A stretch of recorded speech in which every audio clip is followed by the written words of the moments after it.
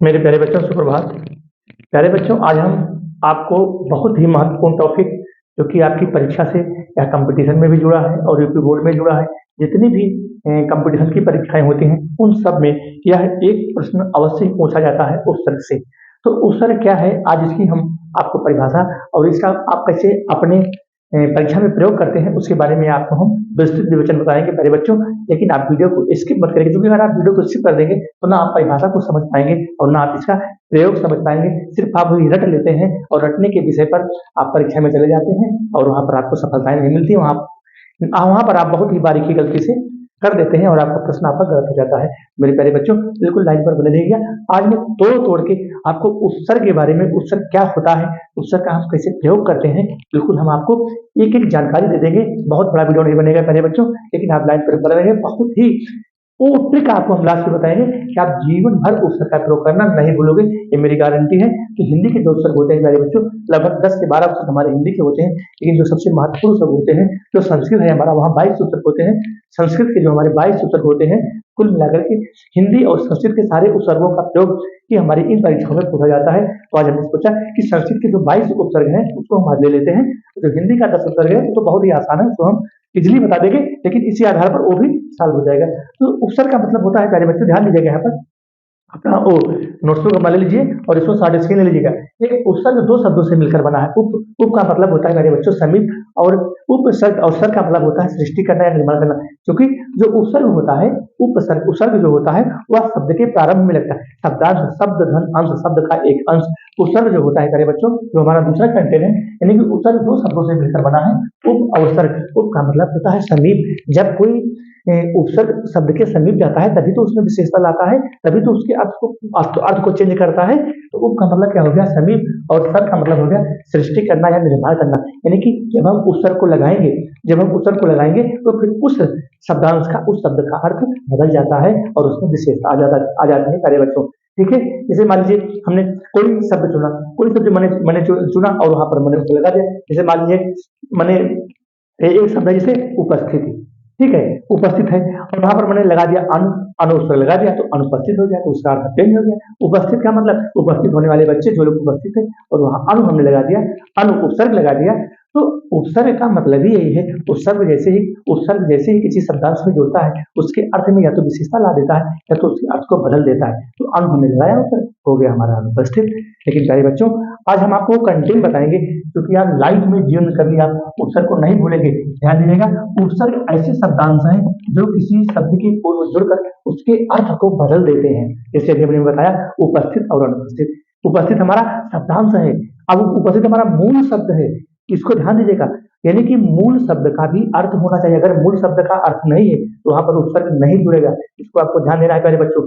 मूल शब्द का अर्थ हो, जैसे संधि पढ़ाते हैं तो संधि को जब हम तोड़ते हैं तो दोनों पक्षों का अर्थ होना चाहिए। अगर वहां पर दोनों पक्ष का अर्थ नहीं होगा तो फिर प्यारे बच्चों वहां पर संधि नहीं होगी किसी भी कीमत पर। ठीक वैसे ही उपसर्ग में है, जो शब्दांश है, शब्दांश का मतलब है शब्द धन अंश, शब्द का अंश। तो शब्दांश जो हमारा होगा उसका अर्थ होना चाहिए। अगर शब्दांश का अर्थ नहीं निकल रहा है तो वहां मेरा उपसर्ग नहीं लगेगा, या फिर लगाओगे तो गलत हो जाएगा। तो सबसे पहले ध्यान देना है मूल शब्द पर। मूल शब्द आप निकाल लेंगे तो उसके बाद उपसर्ग आपका अपने आप क्लियर हो जाएगा। और वही परीक्षा में पूछता है, या तो परीक्षा में पूछता है कि निम्नलिखित में से मूल शब्द बताइए 20%, या फिर 70 से 80% पूछ लेता है कि निम्नलिखित शब्द में कौन सा उपसर्ग है। तो दोनों चीजों आज मैं आपको फिल्टर कर रहा हूँ, मूल शब्द और जो मूल शब्द और उपसर्ग। यानी कि मूल शब्द को जब आप निकाल लेंगे तो उपसर्ग अपने आप बाहर हो जाएगा। इसी चीज को आज हम, बिल्कुल बहुत ही अच्छा वीडियो होने वाला है मेरे बच्चों, लेकिन आप वीडियो को स्किप मत करिएगा। अगर आप वीडियो को स्किप कर देंगे तो भाई फिर उपसर्ग को नहीं समझ पाएंगे और पूरा जीवन आप रखते रहेंगे, और रखने से व्याकरण में चीजें कामयाब नहीं होती, कभी भी कामयाब नहीं होगा व्याकरण मेरे बच्चों। इसलिए मैंने आपको उपसर्ग ऐसे शब्दांश है जो किसी शब्द के पूर्व में जुड़कर उसके अर्थ में विशेषता ला, उसके पूर्व में, प्रारंभ में या शुरुआत में जुड़ करके उसमें विशेषता ला देते हैं या फिर उसके अर्थ को बदल देते हैं। तीसरा है उपसर्ग किसी शब्द के प्रारंभ शुरुआत में। उपसर्ग जानते हैं, हम जानते हैं कि उपसर्ग हमारा शब्द के, जो हमारा शब्दांश है, शब्दांश यानी कि जो हमारी क्रिया है, क्रिया का जो छोटा रूप होता है धातु होता है। क्रिया का छोटा रूप है वो धातु रूप होता है। जैसे मान लीजिए पीना हुआ, तो पी हमारी क्या हो गई, धातु हो गई ना। अगर न को हमने मिला दिया तो पीना बन गया, एक क्रिया बन गई, यानी कि पीने का कार्य हो रहा है तो क्रिया बन गई, पीना हमारी क्रिया बन गई। और क्रिया का ही छोटा रूप धातु रूप होता है। जैसे पी है तो पी हमारा धातु रूप हो गया, धातु रूप। क्रिया का छोटा रूप धातु होता है। और जब उसको हमने मिला दिया, पीना कर दिया, क्योंकि एक कार्य होना शुरू हो गया, तो क्रिया क्रिया का मतलब कार्य होना शुरू हो गया, तो यहाँ पर हमारा पीना क्रिया बन गया।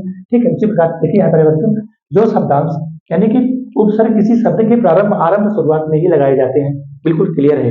उपसर्ग शब्द के पहले ही लगाए जाते हैं और प्रत्यय शब्द के बाद में लगाए जाते हैं प्यारे बच्चों। उपसर्ग के एक ही उपसर्ग के कई अर्थ होते हैं, लेकिन प्रत्यय में जो हम प्रत्यय लगाते हैं उसका कोई अर्थ नहीं होता है, ध्यान दीजिएगा। प्रत्यय का कोई अर्थ नहीं होता है, जो लास्ट प्रत्यय शब्द के अंत में लगता है, शब्द के लास्ट में लगता है, उसका कोई अर्थ नहीं होता। अभी हम आपको परिभाषा बता रहे हैं, अगर आपने इस परिभाषा को दिमाग में बैठा लिया तो जीवन में आप उपसर्ग कभी नहीं भूलोगे। तो अगला है हमारा पादयः।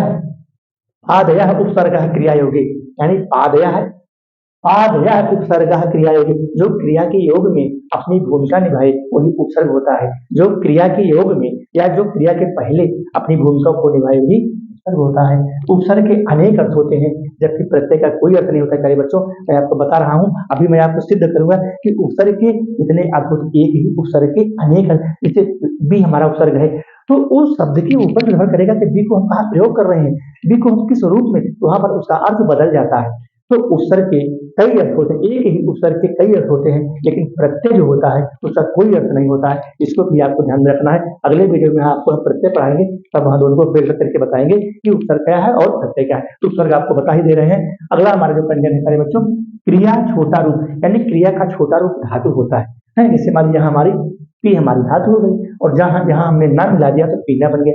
तो पीना एक क्रिया हुई है, जिसमें पीने का कार्य किया जा रहा है, पीने का कार्य किया जा रहा है। जैसे खाना है, पीना है, रोना है, हंसना है, गाना है, पहनना, तो वो कार्य किया जा रहा है, तो क्रिया बन गया। और उसी क्रिया का छोटा रूप धातु रूप होता है। तो धातु रूप क्या है इसको जान लो, शब्दांश क्या है इसको जान लो, उपसर्ग को जान लो, तब आप इसको अच्छे से पढ़ पाओगे। पहले बच्चों, ये जो हमारे 22 उपसर्ग है संस्कृत के, ध्यान दीजिएगा। प्रापराय अपसमय अनु अवनि निर्दुष, ध्यान दीजिएगा, ऐसे याद करना। प्रापरा अपसमय अनु अवनि से निर्दुष, और दूसरे दूर दूरवीयांग नी अधि अपि अतिसु उत अभिप्रति परि। ये हमारे संस्कृत के 22 उपसर्ग हैं।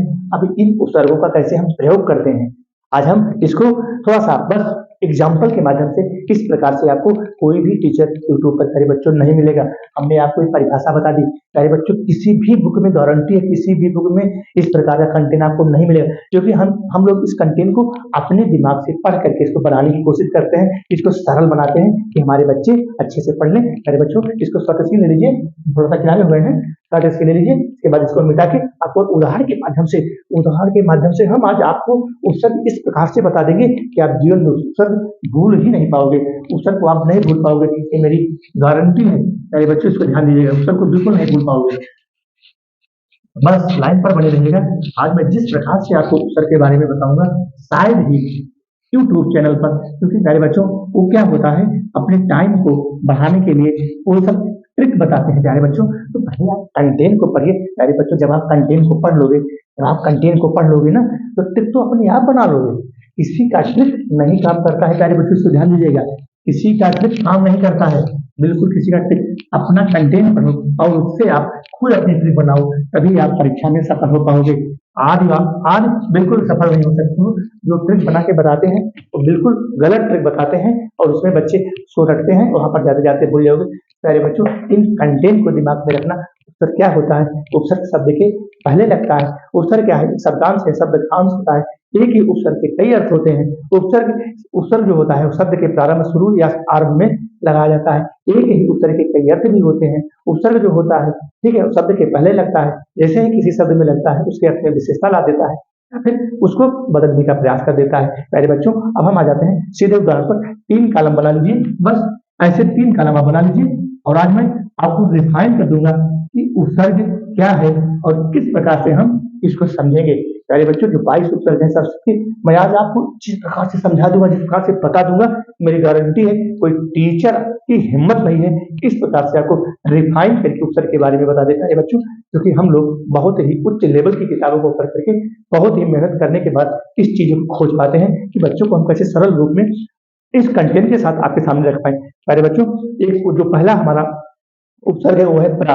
यहाँ पर ऐसे लिख लीजिए प्रा, ठीक है, ये हमारा संस्कृत का पहला उपसर्ग है। संस्कृत का हमारा पहला उपसर्ग है। अब इसमें देखते हैं किस प्रकार से हम शब्द को बनाएंगे।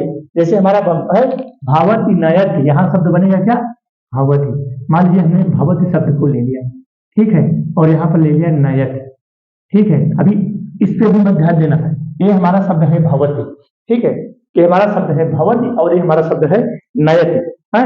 इसका मतलब क्या होता है? इसका मतलब होता है प्रकट होना, ठीक है, इसका मतलब होता है प्रकट होना, प्रकट होना। अर्थ पे ध्यान दीजिएगा, जब तक आप अर्थ नहीं मानोगे तब तक आप उत्तर को बिल्कुल नहीं समझ पाओगे प्यारे बच्चों। और क्या है? प्रेम या रचना, नयति, प्रेम या रचना, प्रेम या रचना, या इसको हम ये भी कह सकते हैं प्रणयति, प्रणयति, प्रणयति, ये भी कह सकते हैं। यानी कि इसकी बात कर रहे हैं, अभी इसको इसको इसको तो मान लेंगे, आप इसको ध्यान ही नहीं देना।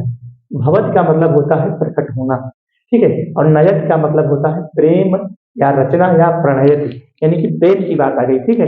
यहाँ पर किसी बात आ गई? प्रेम करना, ठीक है। और एक शब्द ले लेते हैं प्रसरति, यहाँ पर है सरति। कौन सा शब्द है प्यारे बच्चों? सरति, सरति, ठीक है। सरत का मतलब होता है खाए लेना, खाए लेना, ठीक है। हमने यहाँ ले लिया और यहाँ पर हमने उपसर्ग लगा दिया, इस यहाँ पर हमने क्या लगा दिया? ये प्रा, यहाँ पर लगा दिया प्रा, यहाँ पर लगा दिया प्रा, अभी हो गया प्रसरत। तो प्रसरत का मतलब होता ही है फैलाव, प्रसरत का मतलब होता ही फैलाव। अब यहाँ पर आपसे पूछेगा कि मूल शब्द को बताइए प्यारे बच्चों, तो मूल शब्द हमारा ये हो गया ना, ये सरत हमारा ये मूल शब्द हो गया, यही शब्दांश, इसी को हम मूल शब्द भी कहते हैं, इसी को हम शब्दांश भी कहते हैं, और इसी को हम क्या कहते हैं? क्रिया भी कहते हैं, ठीक है। ये जो नयति है, नयति हमारा क्या हो गया? मूल शब्द हो गया। ये जो भवति है हमारा, ये मूल शब्द हो गया। तो इसमें से पूछ लेगा, ठीक है, पूछेगा मूल शब्द बताइए या फिर उपसर्ग को बताइए, तो प्रत हमारा हो गया उपसर्ग, ये हमारा हो गया क्या? ये हमारा हो गया उपसर्ग, और ये हमारा क्या हो गया? मूल शब्द। तो प्रसरत, प्रसरत का मतलब होता है फैलना, और नयत का मतलब होता है प्रेम या प्रेम की रचना करना, और भवत का मतलब होता है प्रकट होना। तो ये इस प्रकार से प्यारे बच्चों, इस प्रकार से प्रा के और सारे प्रयोग हैं, और भी प्रा जहां आपको मिलेंगे, ठीक है। जैसे मान लीजिए तिष्ठते हो गया, प्रतिष्ठते हो गया, है, प्रतिष्ठते हो गया, इसी प्रकार से और भी अन्य शब्द आपको मिलेंगे, और आपको इसी प्रकार से प्यारे बच्चों इसको करना है। और दूसरा हमारा है परा, दूसरा हमारा उपसर्ग है क्या? परा, ठीक है। हमने इस उपसर्ग को ले लिया। अब इससे हम कैसे शब्द को बनाएंगे? शब्द को कैसे बनाएंगे? जैसे मान लीजिए हमारा हो गया, ये हो गया हमारा शब्द भवति, भवति, या फिर जयति, जयति हो गया, या फिर हो गया करोति, करोति। ये तो हमारे क्या हो गए? ये मूल रूप हो गए, इसको हम शब्दांश कहते हैं। तो इसका पहले अर्थ समझ लो। भवत माने क्या होता है? हारता है, भवति, है, भवति, भवति, भवत माने होता है क्या? हारता है। और जयति, जयति माने पराजय, पराजय, पराजय, या फिर हारता है, हारना। और करोति माने क्या हो गया? करना, उपेक्षा करना, करोति, उपेक्षा करना, उपेक्षा करना, उपेक्षा, उपेक्षा करना। और यहां पर हमने इसको लगा दिया परा, परा करोति, उपेक्षा करना, पराजय यहां पर लगा दिया पराजय, और यहां पर पराभवत। तो पराभवत का अर्थ हो गया हारना, पराभवत का अर्थ हो गया हारना, पराजय का मतलब हो गया पराजय को प्राप्त करना, ठीक है। पराजय, पराजित होना, और पराकरोत हो गया भागना, पराकरोत हो गया भागना। बच्चों ये हमारा दो उपसर्ग हुए। तीसरा उपसर्ग हमारा कौन सा है? अब तीसरे पर हम आ जाते हैं। जो हमारा तीसरा उपसर्ग क्या है? अप, अप को हम देखते हैं, ठीक है। यहां हम देखते हैं अप को। अप से कैसे हम शब्द बनाएंगे? इससे हमारा शब्द हो गया हरति, हरति, हरति हो गया। और क्या हो गया? करोति हो गया, करोति हो गया, दिशति हो गया, दिशति, दिशति हो गया। और क्या हो गया? नयति, नयति। अब इसका हम अर्थ लिख लेते हैं, क्योंकि जब हम अर्थ को नहीं जानेंगे तब हम नहीं समझ पाएंगे, ठीक है। हरत का मतलब हो गया हरना, हरना, हरना, हरना, या फिर इसको चुराना भी लिख सकते हो, चुराना, ठीक है, क्योंकि अर्थ को जानना है। करोति माने हो गया करना, करना, और दिशति माने हो गया दिशा, दिशति माने हो गया बहाना बनाना, दिशति, दिशति माने हो गया बहाना बनाना, बहाना बनाना। और नयति माने हो गया, नयति माने हो गया हटाता, हटना, हटना। अब यहाँ पर हम इसको अगर लगा देंगे तो क्या हो गया, अपनयत, मतलब नयति माने झुकना, तो अप लग गया, हम नहीं झुकेगा, नहीं हटेगा, तो ये हुआ ना। अब यहाँ पर क्या है, अप दिशति, दिशति माने दिशा की ओर जाना, अप लग गया, बहाना बनाना, उस दिशा की ओर नहीं जाएगा, बहाना बना लेगा। जैसे दिशति का मतलब होता है दिशा, किसी दिशा की ओर जाना, अप लग गया, उस दिशा की ओर नहीं जाएगा, बहाना बना लेगा, कोई ना कोई बहाना बना लेगा। इसे यहाँ होगा अप करोध, अप करोध, अप करोध माने हो गया करना। इस प्रकार से शब्द के अर्थ को प्यारे बच्चों जानोगे तभी आप इसको समझ पाओगे।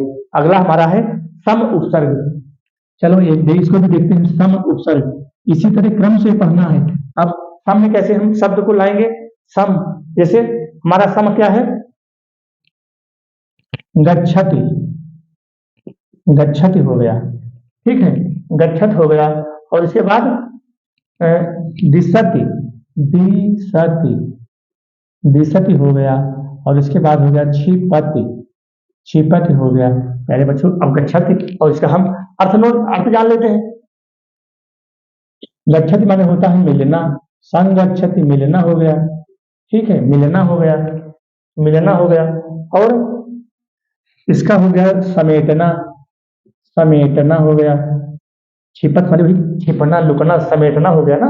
हाँ, और इसका हो गया संदेश देना, संदेश, संदेश, संदेश। जैसे ही यहाँ पर हम सम को लगाएंगे, ये सम, सम को लगाएंगे यहाँ पर, ये सम को ऐसे लगा देंगे और ये हमारा बन जाएगा सम, छिपत, समेटना या फिर छिपना, यहाँ इसका भी लिख सकते हैं छिपना।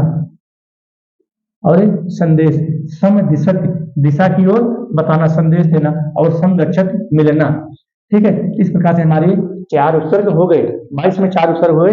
इसी तरह से प्यारे बच्चों उपसर्ग को आपको बनाना है और इस प्रकार से इसको पढ़ना है। चलो 2-3 एग्जाम्पल और देख लेते हैं, और इसकी प्रैक्टिस आप कर लीजिएगा अपने बुक के माध्यम से।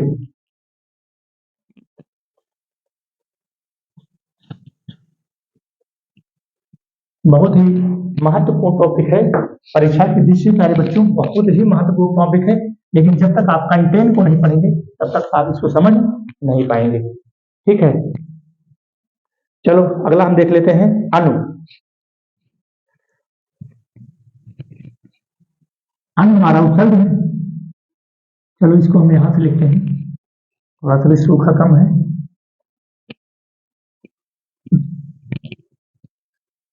इस बार हम मिला के लिख देंगे। जैसे हमारा हो गया क्या, अनुभवती, अनुभवती, क्या हो गया, अनुभवती। अब इसका हम अर्थ जान लें। अनुभव का मतलब क्या होता है, अनुभव का मतलब होता है अनुभव करना, अनुभव करना, अनुभव करना, ठीक है। अनुभव का मतलब हो गया अनुभव करना।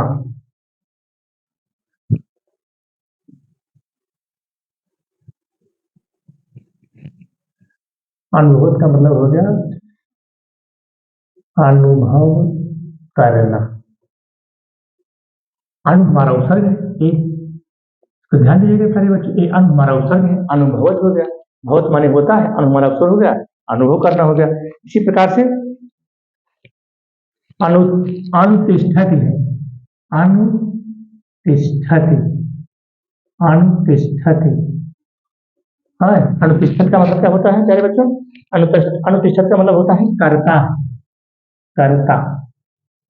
ऐसे हमारे शब्द बनेंगे। और ये हमारा क्या हो गया, तिष्ठति, ये मूल शब्द हो गया, यही शब्दांश हो गया, इसी को हम क्रिया भी कहते हैं। और हमारा अंत क्या हो गया, उपसर्ग हो गया, ठीक है।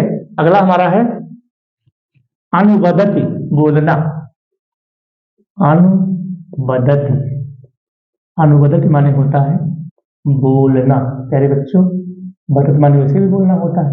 इस प्रकार से हमारा यह उपसर्ग बनता चला जाएगा, ठीक है।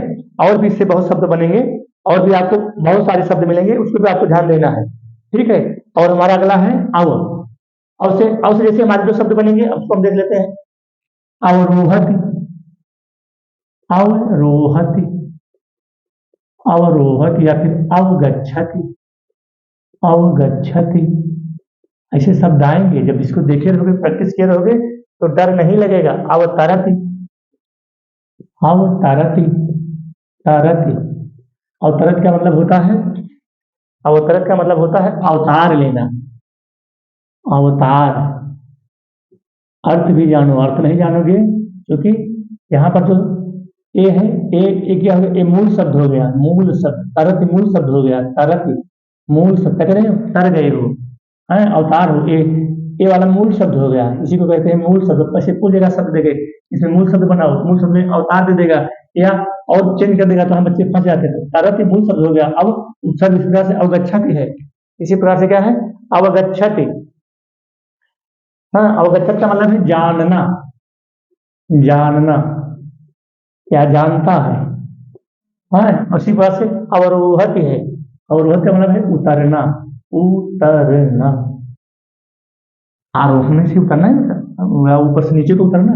ये रोहति हो गया, रोहति। ये हमारा क्या हो गया, मूल शब्द। ये बदत क्या हो गया, हमारा ये मूल शब्द। गच्छत क्या हो गया, हमारा मूल शब्द। और जो शब्द के पहले, परिभाषा में आपको कंटेंट बता दिया, जो क्रिया या शब्दांश के पहले लगता है उसको हम उपसर्ग कहते हैं। या प्रारंभ में, दो तीन इसी प्रकार से, प्रारंभ में, शुरू में या फिर आरंभ में, या शब्द या फिर मूल क्रिया के जो पहले लगता है उसको हम उपसर्ग कहते हैं। ये हमारा क्या हो गया, इस प्रकार से प्यारे बच्चों आपको पढ़ना है, तब आप इसको समझ पाओगे, नहीं तो फिर समझ नहीं पाओगे। ठीक है, इसी प्रकार से अगला जो हमारा है हम उसको आपको बताते चल रहे हैं और आप इसको नोट करते रहिएगा प्यारे बच्चों। अगला हमारा है निस्स। निस्स है, निस्स, निस्स, ये है निस्स। अब इसे हम कैसे शब्द को बनाएंगे, हैं? जैसे शब्द को बनाएंगे निर्दशति या निर्देशित, निर्देशित, निर्देशित, निर्दिश है ना, निर्देशित हो गया, निर्देशित।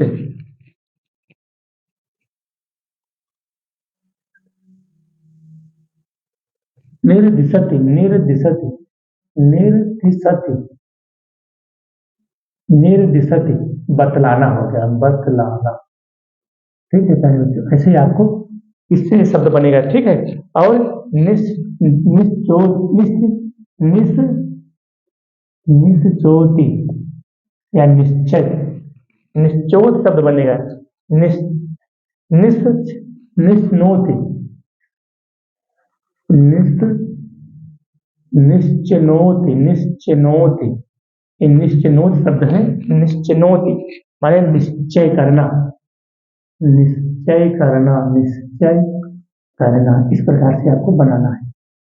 ये भी यहाँ पर निश्चित उपसर्ग है प्यारे बच्चों, ऐसे इसको समझना है।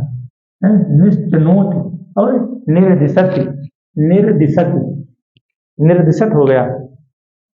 और अगला हमारा बनेगा कैसे, दुस है, दुस या दुष्चरित, दुष्चरित, ये शब्द बनेगा हमारा। दुष्चरित, दुष् हमारा हो गया उपसर्ग, चरित हमारा क्या हो गया, मूल शब्द है। दुष्चरित, दुष्चरित क्या होता है, दुखी होना, दुखी होना, दुखी होना। इस प्रकार से शब्द बनेंगे प्यारे बच्चे, हैं? और इसी प्रकार से दुष्करोति, है दुष्करोति,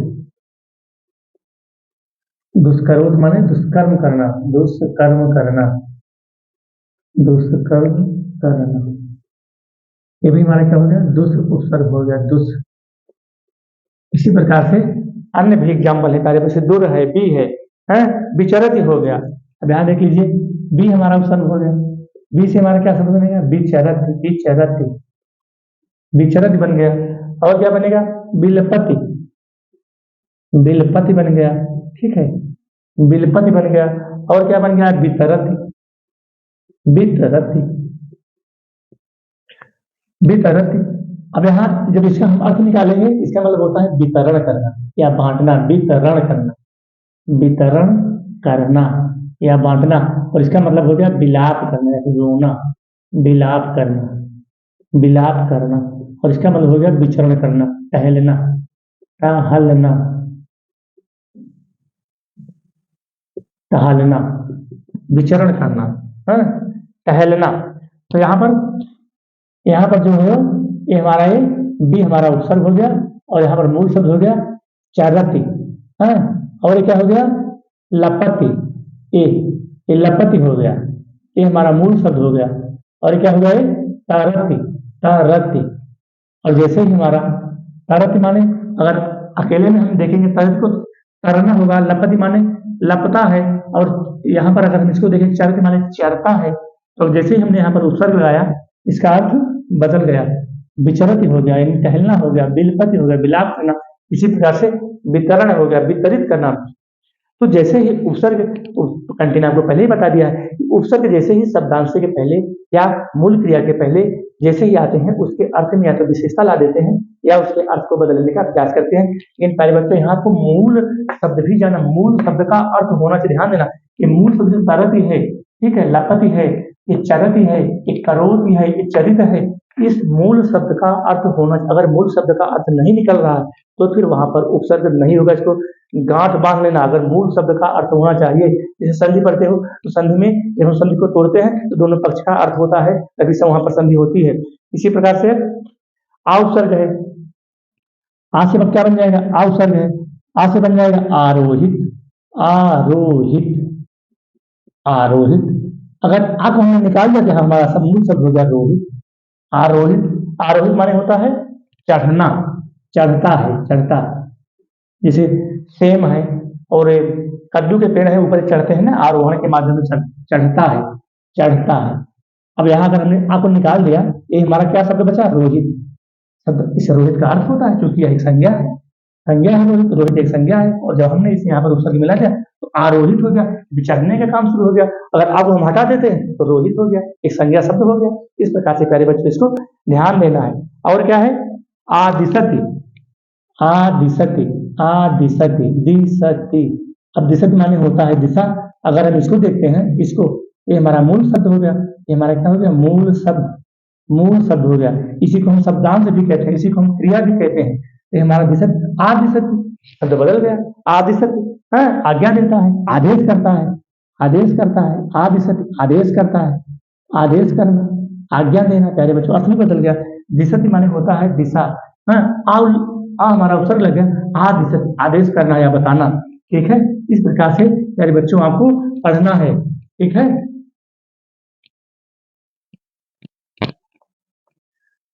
बस 2-3 एग्जाम्पल और देख लेते हैं, तो इसके बाद हम अगला जो एग्जाम्पल होता है उसको हम बाद में बता देंगे, ठीक है, जो बहुत इंपॉर्टेंट है क्योंकि 22 उपसर्ग हैं। जैसे हमारा क्या हो गया, सुचरति, सुचरति, सुचरति, चरति माने होता है चरना, सु माने होता है सुंदर। ये सु भी तो उपसर्ग है ना, ये संस्कृत जो 22 उपसर्ग है 22 में से सु भी है। क्या हो गया, सुचरति मतलब अच्छा बर्ताव करना, अच्छा आचरण करना, अच्छा आचरण करना, आचरण, अच्छा आचरण। सु माने होता है सुंदर, चरति हो गया, चरति माने आचरति, आचरण, ठीक है, चरत आचरण, सु अच्छा, अच्छा आचरण करना, चरत अच्छा आचरण करना। लेकिन उपसर्ग ऐसे शब्दांश हैं जैसे ही शब्द के पूर्व में जोड़ते हैं, जैसे ही शब्द के प्रारंभ में जोड़ते हैं, जैसे ही शब्द के आरंभ में जोड़ते हैं, जैसे ही शब्द के शुरू में जोड़ते हैं, उसके अर्थ में विशेषता ला देते हैं। प्यारे बच्चों क्या ला देते हैं, विशेषता है। और क्या है, उत्तिष्ठति, उत भी हमारा उपसर्ग है, उत्तिष्ठति, तिष्ठति, उत्तिष्ठति। उत्तिष्ठति माने होता है उठना, उठना। अबे हमारा क्या मूल शब्द हो गया, तिष्ठति। ये हमारा क्या हो गया, मूल शब्द हो गया, ठीक है, ये हमारा मूल शब्द हो गया तिष्ठति। इसके तिष्ठति, तिष्ठतः, तिष्ठति, तिष्ठसि, तिष्ठतः, तिष्ठामि, तिष्ठाउ, तिष्ठामा। तो तिष्ठति उठना, ठीक है, उत्तिष्ठति उठता। इस प्रकार से इसका अर्थ भी उत हमारा क्या है, जैसे उत्पत्ति, क्या हो गया हमारा, उत्पत्ति। शब्द को देखना प्यारे बच्चे, उत्पत्ति माने पैदा होना, पैदा होना, ठीक है, पैदा होना हो गया। क्या हो गया, उत्पत्ति। अब उत हमारा क्या हो गया, उपसर्ग हो गया, उत हमारा क्या हो गया, उपसर्ग हो गया, ये हमारा उपसर्ग है। उत जब इसको हमने हटा दिया तो पत्ती बच गया, पत्ती, पत्ती बच गया, ये हमारा क्या हो गया, मूल शब्द हो गया, उत्पत्ति हो गया। इस प्रकार से शब्द हमारे बनते रहेंगे, ठीक है। और जैसे प्रति है, प्रतिबद्धति, ठीक है, प्रति हमारा उपसर्ग है, प्रति। अब यहाँ पर हम शब्द हमारा क्या बनेंगे, प्रतिबद्धति, बद्धति माने होता है बोलना, बद्धति, प्रतिबद्धति, हाँ ये है प्रतिबद्धति माने होता है बोलना, बोलना या फिर कहना, हाँ प्रतिबद्धति, बद्धति माने होता है बोलना, ये हमारा मूल शब्द हो गया। ठीक है, इस प्रकार से प्यारे बच्चों या होते चले जाएंगे। बाकी जो हमारा इसी प्रकार से परि है, एक और देख लेते हैं। हैं परि है, परिवर्तते बदलना, परि, परि माने होता है चारों ओर, ये परि है। परि क्या होता है? परिवर्तते, परिवर्तते, वर्तते, परिवर्तन, परिवर्तन, परिवर्तन, परिवर्तन, ये हमारा शब्द हो गया। परि भी हमारा उपसर्ग है, प्रति भी हमारा उपसर्ग है, उत भी हमारा उपसर्ग है। तो इससे हम शब्द का निर्माण करते हैं और वह शब्द जो विशेषता ला देते हैं। और या फिर जैसे क्या है, उपदिशति, उप भी हमारा उपसर्ग है, उपदिशति हो जाएगा। क्या शब्द बनेगा? उपदिशति, उपदिशति। उपदिशत का मतलब होता है उपदेश देना, उपदेश देना। अब देखो यहाँ पर उपदेश देना हो गया ना।